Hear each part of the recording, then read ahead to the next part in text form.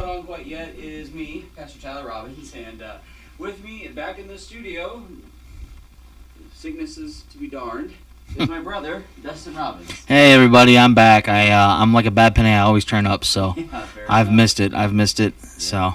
Hey guys, sorry for the late publishing on this podcast. I don't normally upload on Saturdays. This one's coming out a little late. I know that, but the reason for that is because hi, CGs, and anyway, is because we are recording with one of our missionary visitors here, and he's asked that we try to be a little bit more nondescript about who he is. So we're going to call him Ben.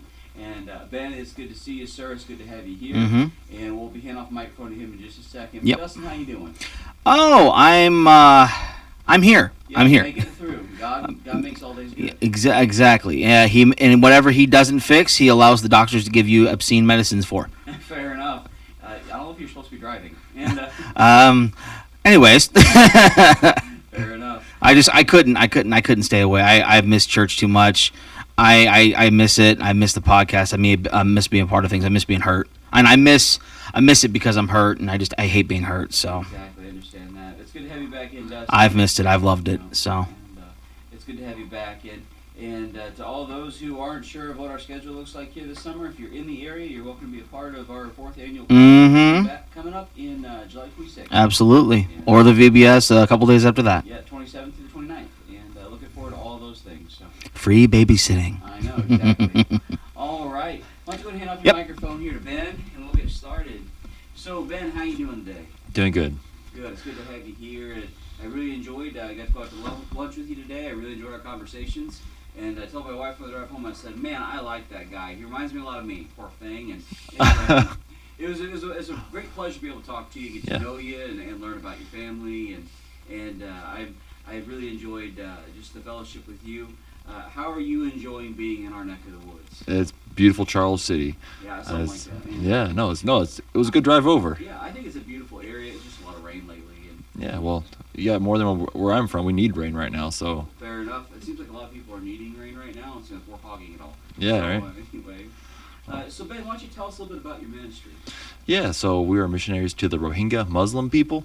Okay. They're a stateless Muslim group. Most people, when you say the name, they kind of look at you like, what are you talking about?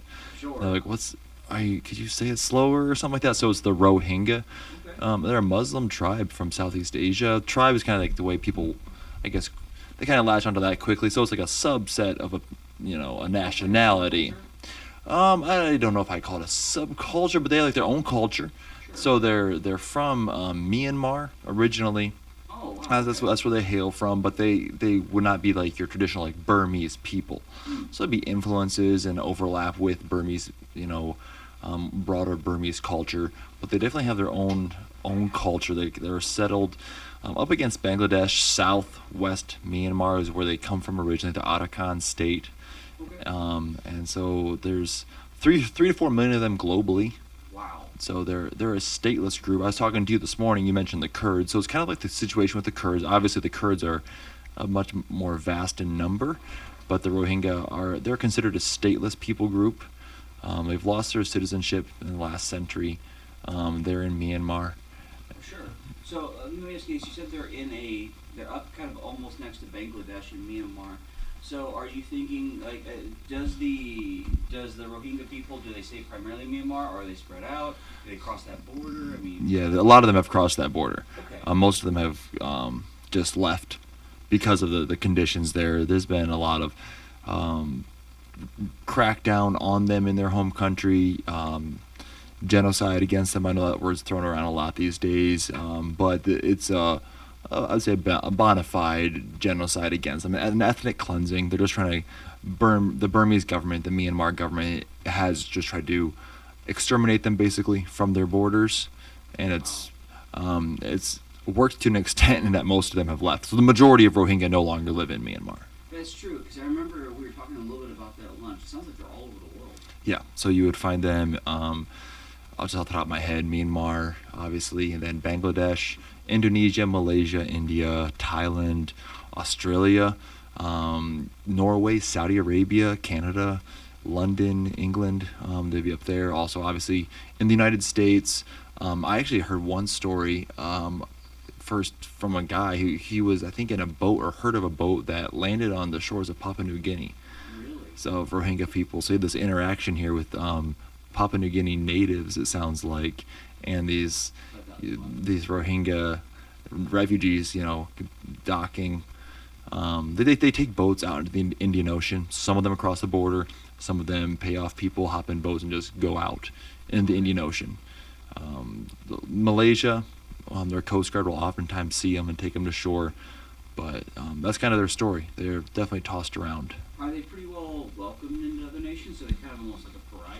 I mean, Yeah. how are they received? Yeah, not well at all. Okay. So in general, not well at all. So India has had a decently large Rohingya population, but last year they started kind of cracking down on that group. Both Christian and Muslim Rohingya people, they started trying to kick them out. So you say Christian Rohingya? Sure. Okay, so so they kind of like a Messianic Jews where they still identify with their culture of being Rohingya in their Christian, or are they Christian people who travel with their group?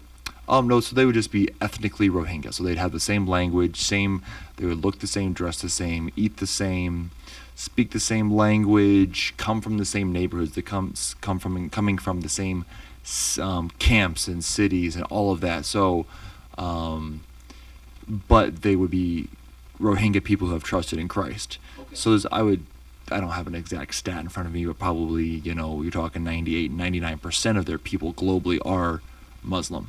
Sure. But there's a small percentage, small enough where they would still categorically be called an unreached people group, but people who have trusted Christ. So, I'm trying to think of a good parallel. No different than if you had like a Mexican Christian or a Mexican Muslim. Okay. It's an ethnicity. Sure. So, like, okay, I see what you're saying. So let me ask you this: do the Rohingya people, do they accept the Christian Rohingyans, or are they kind of the pariah inside their own groups? Yeah, so that would be another level of persecution that they face. Oh, wow. So and it's kind of crazy because people have asked me before, like, hey, you would think that there's people who've gotten kind of kicked and tossed around the globe for being Rohingya Muslims, that they would understand the importance of not persecuting people. But that's not at all the case. And it's pretty horrific, some of those stories that you'll find of how Rohingya Christian people are treated among their Rohingya Muslim neighbors. So I've gotten to hear some stories that happen in, like, for example, like the camps, and it's pretty rough, unfortunately. Yes. So the Rohingya people are not accepted by general Muslim populations?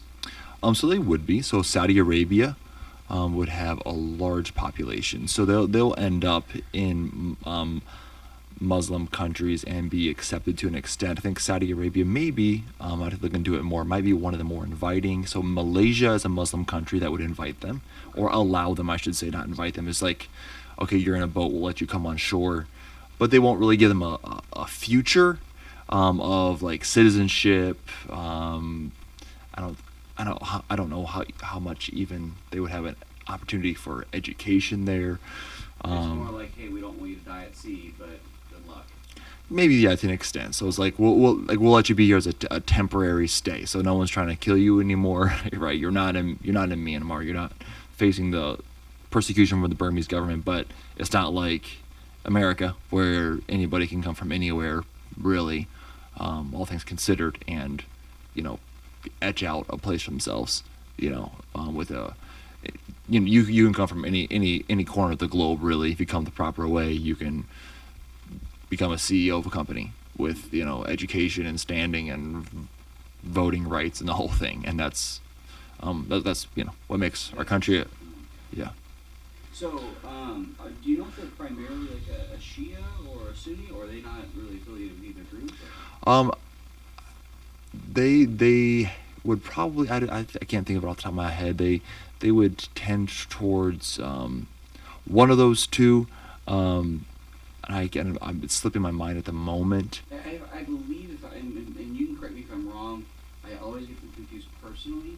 I believe Sunni is usually traditionally a little more peaceful, and the Shia are usually a little bit more aggressive type Muslim. Yeah, that's kind of what you hear. I feel like, that's not to say that Sunni cannot be radicalized. Obviously, there are Rohingya that have been, quote-unquote, radicalized. That's some of the basis for their original struggles, because there have been acts of terror out of their group. But I think when people think of like Muslims with a theology that wants to conquer the world, that usually would probably tend to fall into the Shia category. Okay. But Sure, that makes sense. I think I'm just thinking over this as we're talking. So I think the Rohingya, I think they would tend to fall more into the Sunni category. Okay, that makes perfect sense. So, you said that there's a larger population of them in the United States? Sure. So there's population pockets in different cities around the U.S. The largest being Milwaukee, Wisconsin. Up there, also probably in the top 5, if not number 2, would be Chicago, Illinois. Down in Texas, there's a decent amount. So I've heard numbers, maybe like 25,000 or so in the U.S. Probably about half of those would be in the upper Midwest, Milwaukee, Chicago area. Really? Yeah. Okay. I guess I didn't really realize that. I know that in our neck of the woods, one of the things that we see a lot of is in the Minneapolis-St. Paul region. Sure. In Minnesota, there's a large population of Somalians. Mhm. And I know Somalians are usually predominantly Muslim. Yeah. So I guess that would be something I'd be more familiar with. I didn't realize that there's the Rohingya living so predominantly just to our neighbors, because Yeah. we touched corners. Iowa touched corners with Illinois as well as Wisconsin. So Right. I didn't realize that. Yeah. So there's a lot of, in both of those cities, Chicago and Milwaukee, there's a lot of other people groups as well. We have a lot of Afghans, a lot of Palestinians. You have other people groups, but the Rohingya being one of those more less common.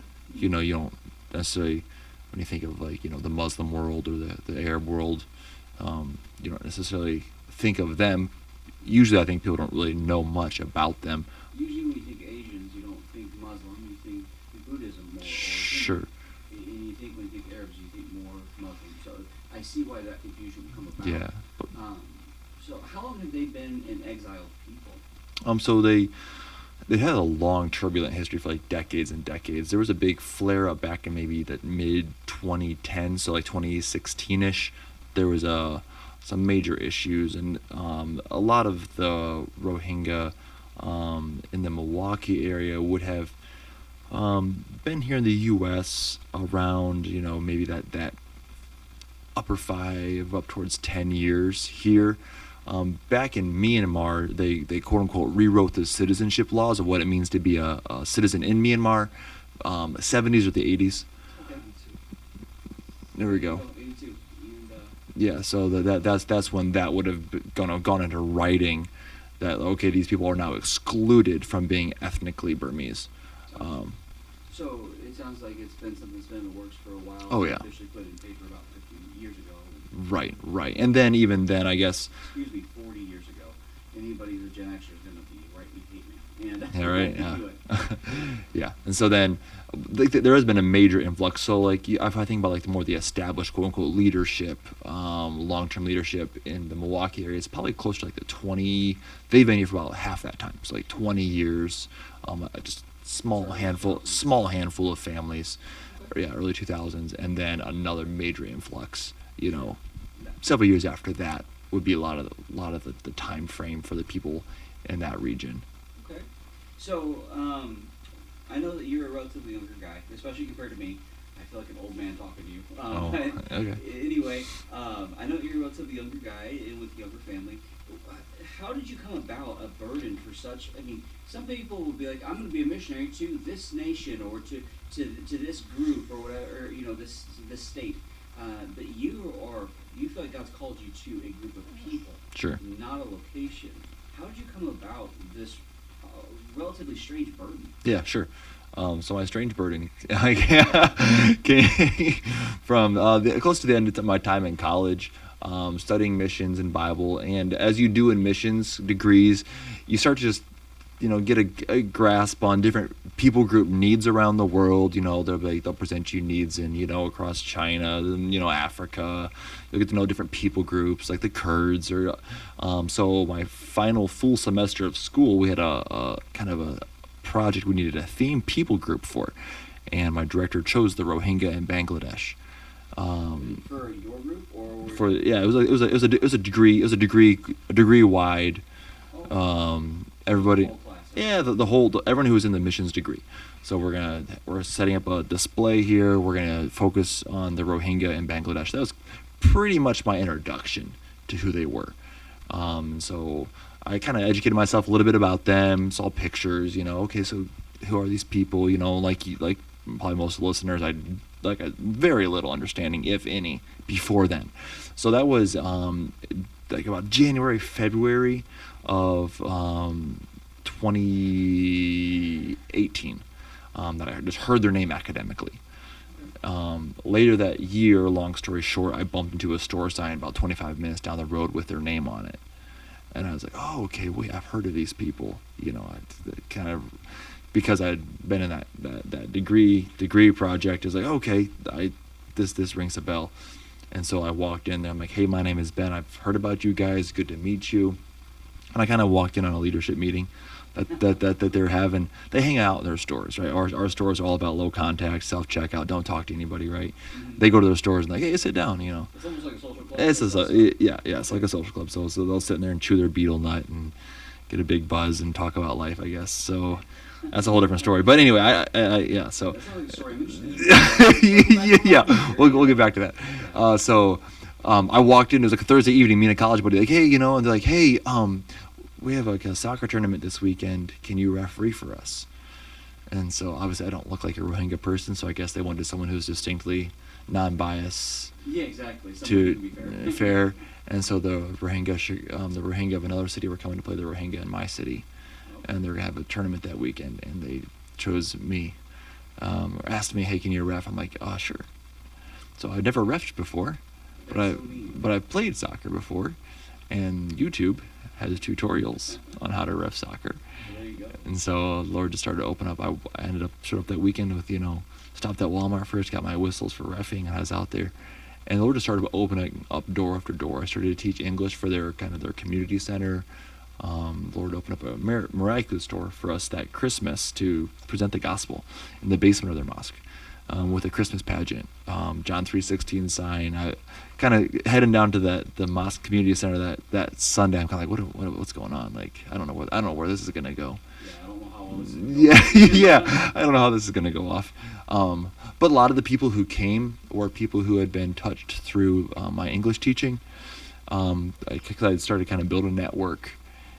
And just the Lord just started giving me opportunity after opportunity to kind of be immersed in their culture, start learning aspects of their culture, their language, and hanging out with them. And like, hey, the bilingual people, like, how do you count to 10 in your language? And just hack it down on my iPhone, like, Ektui Team Tire Fas, Okay, how do they do this? And then the Lord just started give all kinds of opportunities to share Christ with them and talk to them. And so I had been over to the Middle East. Long-term interest in serving the Lord in different Muslim areas across North Africa and the Middle East, but So you were already starting to feel the draw of God toward a Muslim people. Yeah. Sure where too. Sure. Okay. Sure. So that was like a spring semester when I heard their name. That summer I was off in North Africa and Middle East. That was the next step for me. I came back to the U.S. after that trip, and then that's when I stumbled across this Rohingya store sign. And then come to find out, about 25 minutes down the road from a classroom where I was handed a piece of paper, pray for the Rohingya in Bangladesh. This is the largest population in the U.S. right here. And so I guess God just made it abundantly clear, like, this is where I want you to serve me, these people. And so, like I said, I love some... God literally gave you a sign. Yeah. It just kind of, without even... I don't necessarily seeking it out, just kind of I being the way the Lord led me, just kind of like it wasn't like no vision in the night, wasn't like some guy came and presented it. It was just like, God just guided my steps, and it's like you wake up a few months down the road, you're like, okay, I think this is what I'm supposed to be doing. Sure. I was like, no, okay, Lord, just direct my steps, and He's continued to guide us, and it's been a lot of fun. I feel like it's kind of like, you start serving the Lord, and next thing you know, you're just grabbing onto the coattails and like, okay, God, what's next? And it's a lot of fun. Yeah, definitely. Sounds like a lot of fun. So, I know that you're married, Mhm. that your wife has done missions work before. Yeah. did she deal with much Muslim people? Yes. Okay. Yeah, so I think about a third of the people in the country she grew up in are Muslim. Okay. So she grew up around Muslim culture, Muslim friends, in the community and stuff like that. So she was used to encountering, and the Lord had given her a burden for Muslim peoples before we even met. And she has a lot of insight into even just the culture. About a third of the language that she grew up speaking is Arabic, and there's a lot of Arabic influence because of the Muslim influence on the Rohingya language. So there's even shared words. Mm-hmm. So we'll like, hey, what's this word in that language? Oh, hey, what's it in this? Oh, wow, there's a matchup, and just kind of crazy all the way from Africa to South Asia. That's crazy that the language could spread so wide like that. And it's not even the language that you're talking about isn't even like necessarily considered a trade language. Sure. You know what I mean? Sure, probably more of a regional standard language. Exactly, because normally you got like your big six, and you got like English, German, French, Russian, Mandarin, and Spanish are kind of your big six. Sure. And I think I got them all. And anyway, the language you're talking about it's not even one of those big six. It's just odd to hear that they're so well spread or widespread, and Yeah. you can have that connection. It's just amazing to hear your story, your testimony, the testimony of your wife that you shared at lunch. Yeah. And how much God has already prepared you for the work. Sure. It's Yeah. amazing. I mean, in my opinion, there's no doubt that God wants to use you for this. Yeah, sure. And it's humbling and it's exciting, and it's like one of those things like different God leads people in different timelines. But it's like, okay, I guess I'm a missionary now. All right, I guess I should, go on deputation and become an official. It's just, a missionary it's kind of fun. It's like the cart before the horse, but it's a lot of fun. Absolutely. So, how many languages do you speak? Oh, English. I mean, I dabble in. I have coworkers from the Central America, so I dabble in Spanish. Probably lots of my vocabulary circles around landscaping. So So if you have a landscaper friend, I can speak some Spanish, and then just some dangerous amount of Rohingya to get myself in a corner. They think I can start speaking them. I'm starting to do more, I guess I could say, like organized lessons with a young guy, who that's been very helpful, just giving me insight and understanding the language and such. My wife's bilingual. Check back in several years, I'd love to be pretty good in 3 or 4 languages, but Sure. yeah, we'll see, one at a time.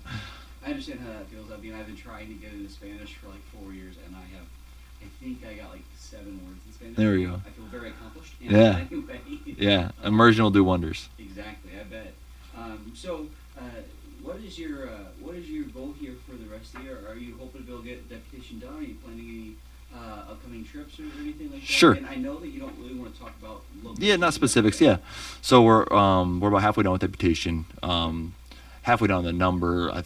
We feel like there's a bit of momentum right now, and so we trust in the Lord to bring it in pretty soon. Hopefully by the end of next year we'll be done with this stage. But even before then, hopefully next year we plan on traveling to a large Rohingya population overseas.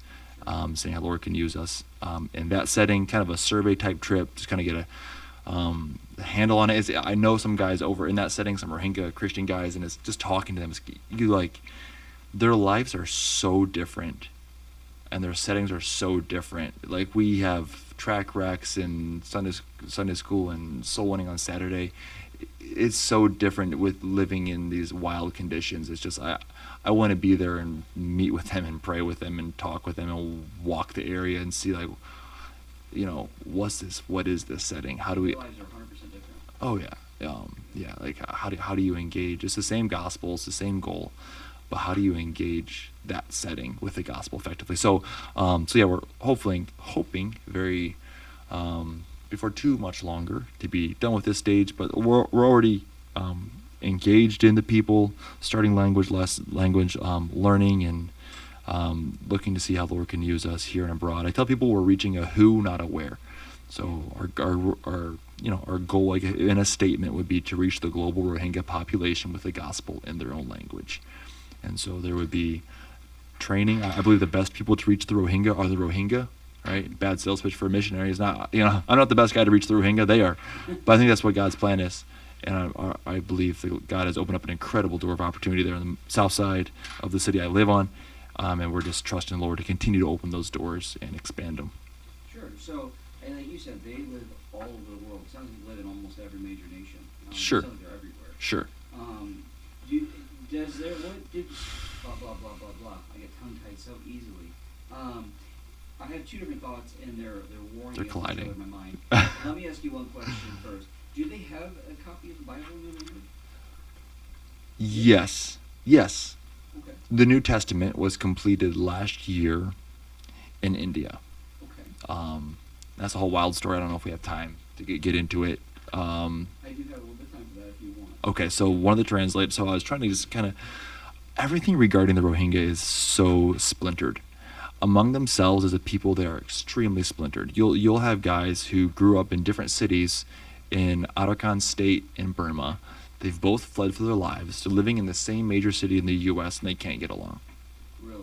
And you would think that they would be like, okay, let's hang in here together, Yeah, some trying camaraderie. to cut out a place for ourselves here in the world that they feel like is kicking them around. And so like, from within, and I think even like when you talk about Bible translations, it seems like you like, oh, there's the Bible translation, then there's that group trying to do another way, and so trying to navigate some of that, modes of translation is obviously a very important topic in missions. And so I was talking to one of the translators last spring about the translation that he worked with. It's the translation that I have just feet from us on our table, trying to gather what was your mindset, what was your approach here, and I took that information, went to a mentor who served overseas in the Muslim world. I presented the information to him. He's like, it sounds like a good translation. Okay, great. So that next week I reached back out to the translator, and he's not getting back to me. I'm like, oh, that's kind of crazy. Because he usually gets back to me really fast. And so I reached out to a mutual friend, and I'm like, hey, is everything okay? He's like, no, nothing's okay. And this translator and 20-something maybe other Rohingya people, both Christian and Muslim, have been taken from India. Some of them beat, flown to an island off in the ocean, put into a boat, taken out to international water, and dropped out of the boat, basically. So they just let them drift in the water? Yeah, basically fend for yourselves. Like in a craft of some sort? Or just I don't know all the details on that side of it. It took them about an hour to get to the shore. And was this the government? Yes. Okay. So things have Wow. things have gotten pretty crazy for a lot of people in that nation, Christians. But that's so yes, I know a couple of the one or two of the translators or more who have worked with that translation, and then we. Remind me after this. I have a friend. I'm gonna give you his number. He might be able to help you. I know right now he's working in an Arab population for translation in Africa. Awesome. Yeah, cool. Yeah, good stuff. And Yeah. might have a translation for you. Okay. Yeah. I know you have one right now, but Yeah. you might have like the Old Testament or something you guys can work with. Okay, sure. Yeah. Also, I had another question. How accepting is the Rohingya of the gospel? Sure. So there are extremely hospitable people. I think part of it's just inbred in their culture, right? If someone comes, going out visiting in the Rohingya community can be funny because it's like, hey, come in, sit down, have a treat, have some tea, if you want coffee. And so they're very hospitable to me. I was out inviting folks to an event that we had earlier this year to reach into the Rohingya people, and one of the young men in this living room, I taught his dad English back at the community center, and this young man standing there, and he's just showing interest in Jesus. And I'm like, okay, I noted it. I didn't want to pursue it too much because, dad's sitting there, Muslim guy, big beard, the whole, what you would expect to see. And okay, I don't want to put him in a weird spot. So, but I invited his family. No one showed up except for him. Some other folks from the community came, but he came all by himself that weekend. I took him aside to the office, gave him one of those New Testaments from that group there. And he texted me some stuff and follow up, stuff you'd see on TikTok or Facebook about Christianity. And so I believe the Lord's working on his heart. I believe he's seeking, trying to learn. Another major Rohingya Muslim leader came to the same event, he left abruptly. I think he was going to help with some crisis that had happened in the Palestinian community. But he called me that afternoon. He said, your message was clear. I gave a clear gospel message. And so I know God's working on hearts. God's drawing them, and he's his spirit. I know there's a white harvest in every group. And so working with a group like this, you understand that it's a long haul. It's not necessarily the type of people. I mean, God can do anything, but you know, hey, we're gonna go soul winning in a Rohingya neighborhood, and 5 were saved. God can do that. I'm not saying that at all, but it usually takes A lot of conversations and questions asked and things worked through. So there are people who God has given us a good opportunity with, and we're just looking to double down on those and see a gospel breakthrough in those lives. That's wonderful. Thank you so much for that information. I very much have appreciated that. I think I've had all my questions answered.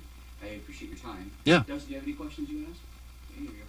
Yeah. Sorry, I've been trying to manage my leg a little bit. So, I had a really quick question, and I don't know if I will be allowed to ask this. So pause the thing right now, and I'll just ask this. Am I allowed to ask anything about retaliation against Muslim people that are angry with you, retaliation wise? Yeah. Am I allowed to ask that? Yeah. Okay. All right. On pause. Okay. So my question is this: I know when you hear the word Muslim, there's a lot of kind of reaction to it because of a whole bunch of historical issues. Right. Are you nervous if you have a bad group of the Muslim people that do not respond well to you? Are you kind of nervous that they would retaliate against you, or are you just? What is your reaction towards that? So I try to stay anonymous among them beyond my first name. Okay.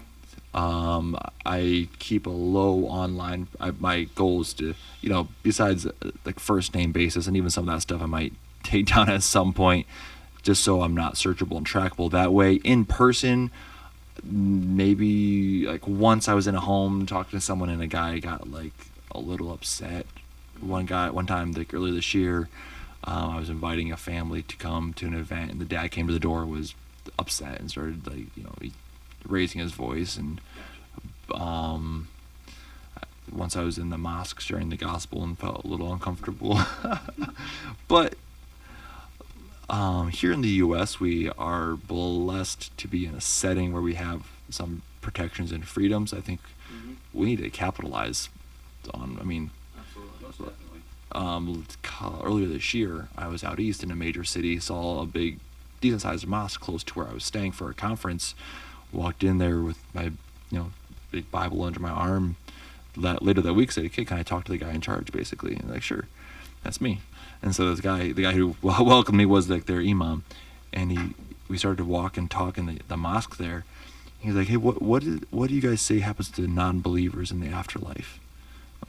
Okay, that's teed me right up. And so I gave him the whole gospel there in his mosque. I gave an imam the gospel in his mosque. Wow. During Ramadan. Oh. And he gave me, and we texted afterwards. Wow. And he has a friend who's a imam not that far from me in the Midwest. But I think Satan uses the fear. I'm not downplaying the threats of Islam. But I think the fear has been so blown up in our minds that we don't engage them. That makes sense. And especially now when I'm talking through travel plans for the future, I'll ask people who are there, hey, what's the danger level on this type of activity? And they'll tell me, what's the danger level on this activity? Oh, not too bad. And so I try to navigate those things wisely, especially as a family man. That makes sense. So overseas is different.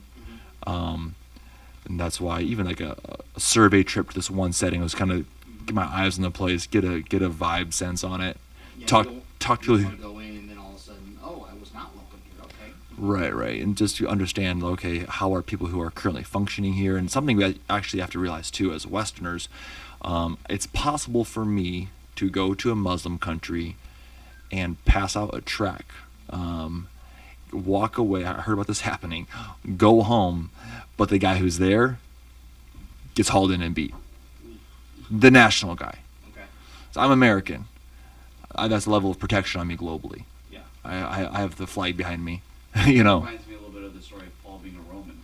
Yeah. Yeah. Right. So there's some of that also is like, even as I travel, I know those who have traveled, people who've done things right, and people who have done some things, quote unquote, wrong, the wrong way, is I'm not just going in there watching out for my own head. I'm going in there and I gotta be like, hey, I can cruise in and cruise out potentially, and leave an aftermath of chaos for some believers who are there. So they're trying to navigate that as well. Here in the U.S., I feel protected. I plan on having a place to meet up with people for tea. That's not where my family lives. Tea, not coffee? We're coffee drinkers here. Yeah, well, tea would probably be. They drink coffee. That's not as good as our coffee, I don't think. Oh, okay. But they're like, yeah, just meet hot drink. I was over here like, how dare you say anything about coffee? Yeah, that's right. So like they'll put some. I don't know. Their coffee's not like our coffee. It's not like Arab coffee. Oh, okay. Arabic coffee's good. So I have another question real quick, and I know we're running out of time, but you said earlier that they're a very hospitable type of people. And they're very interested in hearing from you and that kind of stuff. Yeah. As you've give evidence towards. But if they've decided, nope, I'm done with this, or do they shut you down? Like, I don't want to talk to you no more. Get away from me. You're not welcome in my house. Or are they still accommodating to you? They just don't want to hear you speak. I would say that they will be. I don't know. Like so. A couple things on that. So sometimes they'll just be maybe less welcoming, but even then, I'm not sure if it's just a cultural thing. They will accommodate you as a friend. They just won't be hostile. They may not be hostile, may not want anything to do. So I had this one guy I was working with, and I would go over and give him a hand. I'd give him a ride to the drugstore to get his prescription or whatever. This Rohingya guy, and we would talk, and I would try to introduce like gospel stuff to it. He wanted nothing to do with it really though. Gotcha. So at that point I was like, well, I'm not going to invest hours and hours of time into this relationship because I will be your friend, and I went to his house earlier this year once again. Hey, tell your dad we're having a special event and stuff like that. Gotcha. So I'll maintain the friendship to a level. I won't invest as much time in those who are just not at all interested. Okay. So I guess the Holy Spirit just has to kind of guide how you treat each relationship. I think there's probably just a mixed response. Depends on person to person, but yeah. Okay. All right, my last question is, and I know we gotta cut time here, but we are Baptists. I gotta ask a question about food. So in the culture, what is your favorite food from their culture? I gotta ask that. My favorite. I don't love Rohingya food, to be very blunt. Okay. But they do have some good food. They have a thing called goru gusto, which is kind of like their sloppy Joe. Like you go to a party, like expect goru gusto to be served. Okay. It's like a curry. It's like a masala curry, I think. It's like they just like kind of dump the spice cabinet in there. They'll cook the meat with the bones in there, and then they'll cook up some rice, and that's kind of like a staple from my experience. Gotcha. I've had some really good they have a lot of fish. Obviously they kind of grew up in a coastal region there in South Asia, so they love their fish. Also has some weird stuff like cow brains. Ooh, sounds lovely. Kind of scrambled eggish. Oh man. But yeah, it's crazy, man. You'll go into their homes and you'll be like, just an entirely different setting. Sitting on the floor, they might offer you a spoon, but I've eaten. I'll sit on the floor, eat food with my hand with them, my right hand. And actually, if you go out into the community, you're trying to you'll see someone, like if they have like the red stains on their mouth from the betel nut, or if they have like yellow staining on their right hand from all the turmeric in their food, because they'll eat with their hand. They have all this, like, oh, okay, kind of catch up like the signal. I think this person's Rohingya. But okay. Yeah, so yeah, they have some decent food, and I'm not gonna slam them here. I'm their friend, but I don't always appreciate all the aspects of their food. I'll try the curry. Just keep the cow brain on the other side of the room. Yeah, right. Well, that takes care of my question. So I just had to get one in there about food because we're Baptist, Sure. All right, guys. I just noticed that Our microphone has been off for a little while, and I don't know how long this microphone has been off for. So what I'm going to do is I'm going to go ahead and publish this podcast anyway. I do apologize. I want his information to be shared, so I'm not sure why or when this shut off. I'll go back through and review. But thank you guys so much for tuning in today. Thank you, Ben, for being here today, Brother Ben. Yeah, absolutely. It's been a pleasure, and I'll be praying much for your ministry, and I'll be looking forward to be able to hopefully partner with you here in the future. I'll let you know as far as all that goes and moving forward, but thank you again so much for your time. Yeah, absolutely. And thank you for being willing to meet with us. Yeah. As far as anybody who's listening to the podcast, if you have any questions or if you'd like to know any more about anything, you can always reach out to me personally. My email is robinsman25@gmail. Otherwise, you can also reach us through bytheblood.org. And you can reach us for prayer, conversations that you'd like for us to cover, or so on. So anyway, that's going to do it here for us. Remember, the Lord loves you. Have a great day.